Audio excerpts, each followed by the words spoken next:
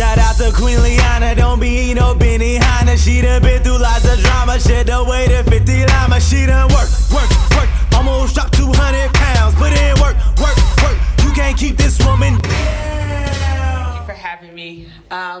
Before I speak a little bit about my testimony and my story and what's brought me here, I realize in life that your story is more than just the one thing that people know you for, but your story encompasses so much. And so when Mr. Turner was up here speaking about the organization, I didn't come up here to talk about this, but I couldn't help but to mention a lot of times in our community we have such a stigma around mental health and around mental illnesses until it hits home a lot of times, until it becomes your personal story.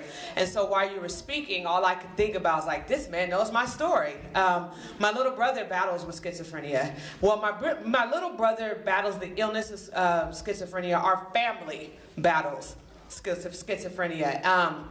And so it becomes so much more normalized. It becomes your everyday experience. It becomes your story, and it's not just a story out there. It's not just a random person out there, someone that we have kind of identified as crazy or different or something's wrong with them. But when it hits home, it's every day for you, and it transforms your entire life. And you were speaking of just the different areas of how you may be impacted. How my mom is impacted is different than how, me and my sister are impacted. And so it's just, for me, I am very affected, by it, and it's very personal to me. I think about when you're driving down the street, and then the resources that people have, based on the resources you have, your experience, it's also very different. And so not just organizational resources, but familiar resources. When I'm driving down the street and I see a person on the corner, I can easily, a lot of times you get very uncomfortable in the past, or you're walking past a person that you can tell something's wrong, but when you don't really understand mental illness or you don't know their story, it's easy to kind of categorize them as other. It's easy to put a label on them and to act as if they're somewhat different from you and they're strange. But for me, every time I'm driving down the street and I see a person on the corner that I can tell is affected by mental illness, and it's clear that them being on the corner is a lack of resources. I am very moved, and all I see is my little brother. And all I do is pray for them. Because the only difference between my little brother and the person on the corner is resources. He has a family that supports him. He has a family that takes care of him. He has a family that loves him, that makes sure he's in the hospital, he's taking his medication, and things of that sort. And so when I see people, my heart is broken, because everyone doesn't have that family support. Everyone doesn't have people advocating for them. Everyone doesn't have people that understand them and kind of protect them. There was the day when I would probably be embarrassed, when people are coming over and not knowing how my brother responds. Now, not to kind of put him out there, but I tell people, if he does such and such, my brother is sick, so it's whatever. And so for now, people, it's our normal. You're going to come in my house, you're going to come around our family functions, you accept, this is how my brother is, this is his situation, you kind of love on him, let him do his thing, or you probably just can't be around, because it's not really about him being comfortable here, or him being welcome here, or him feeling like he has to be the outcast because he is sick. This is his reality. This is what he's, everyone has a thing that they have to battle, and so we battle it with him, or you really can't be around here, and everybody's it's become normal. It's not normal in the sense that we don't identify as him being sick.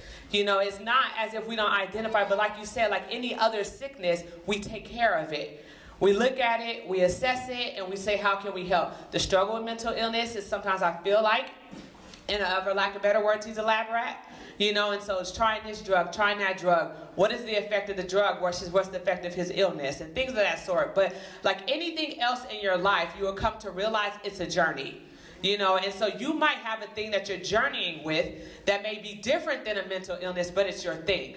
Which probably brings us a little bit more to, quote unquote, my story that brought us here. I share my brother's story because it is a part of my story. It's his story, so I'm very intentional in trying to take care and be very protective of what I share and what I don't share, because ultimately it's his story. But you'll learn in life that our stories collide, and it becomes your story as well, depending on how you're impacted by it and how you journey with people. But that's a little bit about my testimony. My mother suffered with illness when I was 10 as well, so it's kind of just, it's our life. You know, we kind of journey through it and we say whatever God brings, we'll face. But because it wasn't a surprise to him, even if it was a surprise to us. My name is Liana. I'm 29 years old. Your programs will say I'm a youth pastor, which I am, but my story is that brought me here is a little bit more around the reality that for the majority of my life, I've struggled with obesity. From as small as, you know, at the earliest I can remember that I knew that I struggled with being overweight was probably around the 3rd grade, because I remember being made fun of as a child, and that was my earliest memory with my struggle with being overweight. Wasn't necessarily my clothes or any of that, but it was the reality of being the other. Feeling like the other and being ridiculed and made fun of for that reason.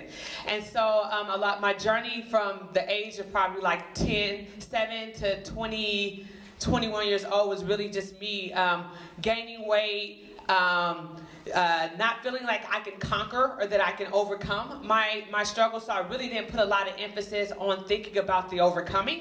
I put a lot of my emphasis, and not even intentional, it was like a survival mechanism.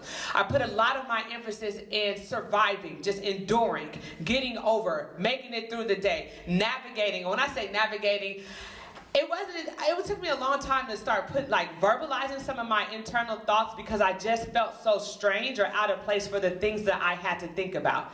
If I walked into a room, how was I going to make it down an aisle? How was I going to navigate myself around the room? If I'm at an event and I sit in a chair, is this chair strong enough to actually hold me up? Like, these were my everyday thoughts. I'm getting on the school bus. I hope there's a seat at the front of the bus, because I don't want to have to walk down the aisle. So what became physical hindrances for me eventually became psychological and emotional hindrances, because your physical state will impact your psychological state and your emotional state. And it may be different for each person, but for me, it was initiated by my struggle with obesity. Now, so it was really a difficult journey. It was a difficult journey because for the longest time, like I said, my energy was focused on, I just want to make it through the day. I just want to get home. I want to be left alone. I don't want to be bothered, and I want to be comfortable. So the most that I can do to make my reality a comfortable one and to not be embarrassed or shamed, because I already felt like I wore my shame. I felt like everybody has struggles and you just get to see mine. You know, and so I wore my shame, and so the most I can do, I would do the most I could do to minimize it. And that's why I say what can I do to make sure that I'm not embarrassed? These are the types of decisions that I made throughout my day. But I started to realize how it really was impacting my sense of living. When you're a child, you can have very hopeful expectations for yourself growing up. But the more that you grow up and the more that you start to realize those things haven't changed, it starts to become scary. So like I can think, oh, one day this won't be my struggle anymore. One day I won't be obese. One day. But the more that I progressed in my age, that one day wasn't coming, or it didn't come. I call it the Monday mentality. This idea that you're putting off until another point in time the things that desperately need to be done today. But because I felt so trapped and incapable of doing it, and there was no one in my world that I had seen overcome obesity naturally, I felt like it was impossible for me. But as I kept progressing in age, finally, I think it was in 2007. It was my junior year, I think, of college. I went on this retreat. I went on this retreat, and we did this exercise on fear. And we did the exercise on fear, and I was finally at a place in my life. You know how sometimes people say, like, what was your aha moment? I don't necessarily think life happens where, like, one moment everything changes. I think there's seasons of life where things are gradually happening, and then there's that moment where you make the decision. But it doesn't just happen in that moment. There were things that were building you to that point, even if you didn't know it. A conversation you had, a billboard you saw, a movie you watched, a song, a sermon, like little things are happening along the journey to kind of prepare you for that moment of decision making. Maybe for some of you guys, that's already been happening in your life, and coming to this event today, you may have that trigger, depending on what the thing is in your life. Maybe it's dealing with a person with a mental illness, or dealing with your own struggles, whatever it it is, we get built up to that point. And so I got built, I got to the mountain. By the time I got to the mountain on this retreat, a lot of things had already been happening in my life, and God was breaking me. And so I got to the retreat, and I did this exercise on fear, and I wrote out all my fears. And I told myself I would be honest with myself. Even if it was uncomfortable, even if I didn't like the feeling, even if I didn't like the truth, I wouldn't suppress it anymore. Even if I didn't know what to do with it, I would still write it down. So I wrote down all my fears, and what I realized was almost all of my fears, I'm blind. I don't know what that paper says. Okay.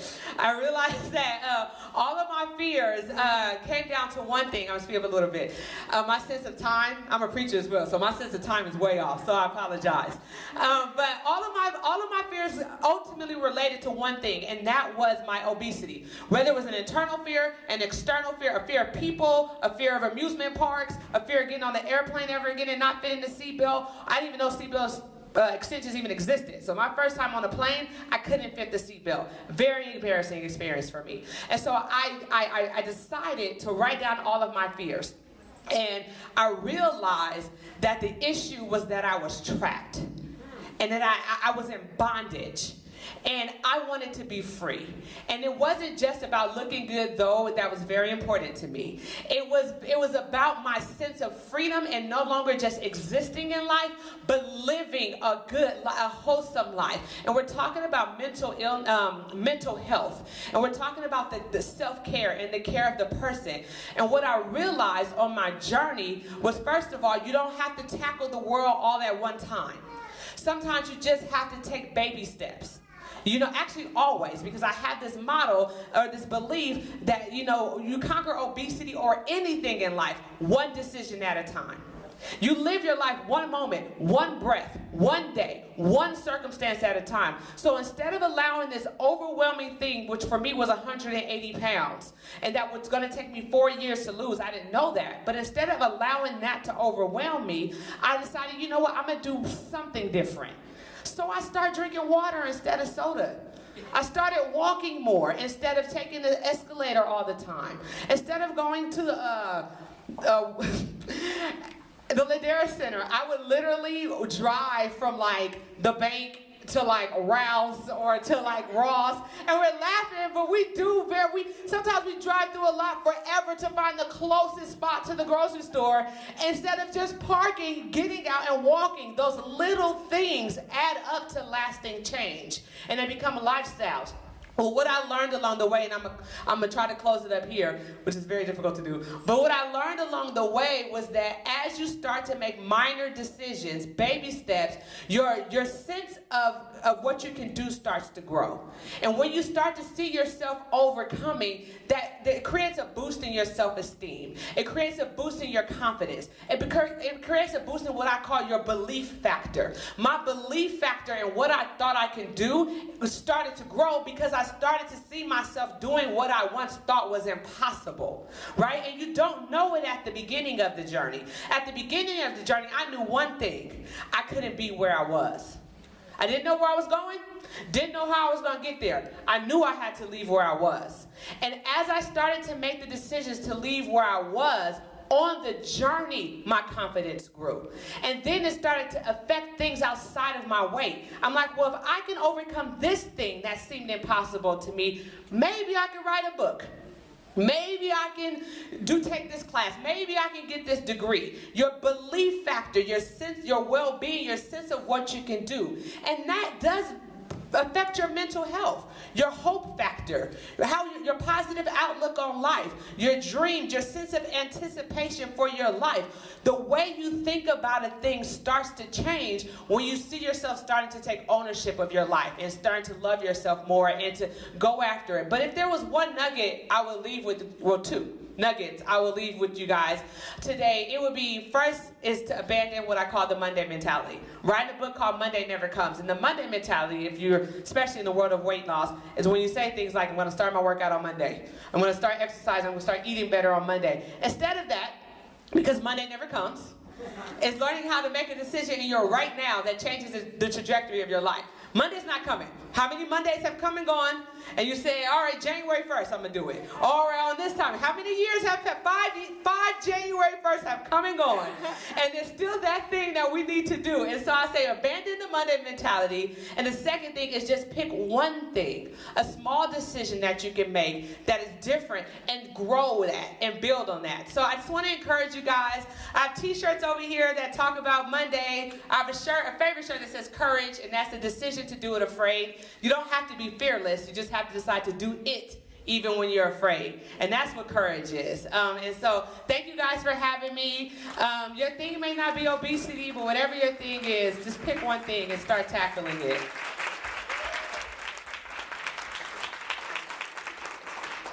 Thank you, Liana. We're going to open the floor for questions, please. Any questions? But one of the setbacks I had along the way, so I told you that maybe I didn't tell you. From 2007 to 2008, I lost 100 pounds in a year. Like, I felt like on top of the world, right? But then, like, it's almost like the glass half empty or the glass half full ideology, right? So for me, glass half full, man, I just lost 100 pounds. I didn't think I could lose 5 pounds. Glass half empty, I just lost 100 pounds. I'm still overweight. I was very discouraged. In that one moment, something that was hopeful turned into very discouraging because I knew all the energy I put into that first year. I knew the workouts. I knew the sacrifice. I knew the functions I didn't go to because I didn't think I could face the food there. I mean, I made some that's funny, but when you pushing 400 pounds and you feel like you're going to die if you don't do something, you make desperate decisions in desperate circumstances. And so I did that. Well, here I am, still overweight, 100 pounds less, but still overweight, right? So I felt like I hit a plateau. It was uncomfortable, all that, right? So then my goddaughter's mother says to me, she goes, Liana, the Biggest Loser is coming into town. Maybe you should apply for the Biggest Loser. Long story short, unless you had already been in my life, I wasn't public with my testimony. I was just losing my weight. People noticed. I lost 100 pounds. So people noticed and they were encouraging me, but I wasn't talking about my journey. Well, I was desperate because I didn't feel I could do it by myself anymore. So I applied for the Biggest Loser. And I really thought I was going to make it. So it was the first time I made a video. I exposed my body. I was vulnerable. I talked about my story. I even sent it to friends like, yo, pray for me. I mean, I was out there. Well, I really believed that I was going to get it. And so when I did not get the show, I was very discouraged. I was very overwhelmed. But what happened was I remember sitting on my living room floor, and I'm speeding up because I was discouraged for a while. I was sitting on my living room floor, and I was just watching an episode of The Biggest Loser, and on the commercial, images on my laptop kind of went to sleep, and they started coming past the screen. And there were images of me over my past year. And it was definitely God saying to me, Liana, do you think I brought you this far to leave you here? The Biggest Loser, I didn't need an opportunity in order to take control of my life and to trust that God was going to take me the rest of the way. My hope it wasn't wrong to have hope, it was where I placed my hope. And so I had to place my hope in an opportunity instead of placing my hope in the God who can do anything, regardless if the door was open that I wanted open or not. And so what ended up happening was I would not be here to talk to you guys about my story. It wouldn't have the same impact. And the reason is because most people in life are never going to get a big break. Most people are never going to have someone come in and rescue them from their circumstances, take them on a ranch, and have Jillian and Bob work them out all day long with restricted food and all of that kind of stuff, right? I'm not knocking The Biggest Loser. It's a very inspirational show. But when you look at the show, it doesn't allow you to see yourself.